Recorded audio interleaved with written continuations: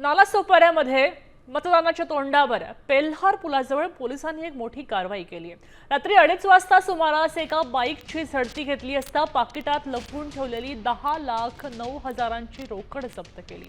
या प्रकरणी पोलिसांनी गाड्यांसह दोघांना ताब्यात घेतलंय।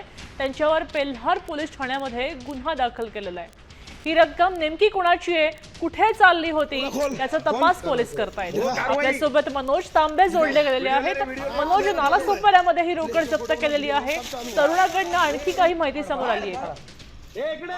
नक्कीच रात्री 2:30च्या सुमारामध्ये पेल्हार ब्रिजच्या खाली पोलिस गस्त घालत असताना या तरुणाकडे रोकड आणून आलेली आहे। 10,09,000ची रोकड ही बोलली जात आहे। मात्र ही रोकड तो कुठे घेऊन जात होता, कशासाठी घेऊन जाता याचे काही पुरावे देखील पोलिसांच्या हाती सापडलेले आहेत।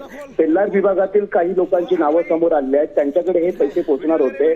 निवडणुकीच्या तोंडावर एवढी मोठी रक्कम घेऊन जाणं आणि वाटप करणं हा विरोधकांकडून दावा केला जात आहे। याच्यावरती कठोर कारवाई केली जावी अशी देखील मागणी केली जात आहे। आता या तरुणाला ताब्यात घेतले असून याची सखोल चौकशी जी आहे ती सुरू आहे आणि या चौकशी आणखी काय निर्णय समोर येत हे पाहणं तितकंच महत्त्वाचं ठरणार आहे। नक्कीच मनोज, धन्यवाद सविस्तर माहितीसाठी। आपण पाहतोय की आता 4 व्हीलरच्या ऐवजी 2 व्हीलर मध्ये सुद्धा कॅश आणि रोकड सापडू लागलेली आहे। तेव्हा भरारी पथकांनी काळजी घेणं आणि तपासणी करणं गरजेचं आहे। धन्यवाद।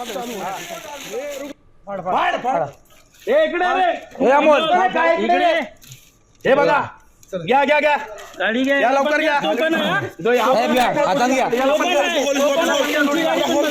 पूरा खोल, पूरे में वही है, पूरा पैसा भरा।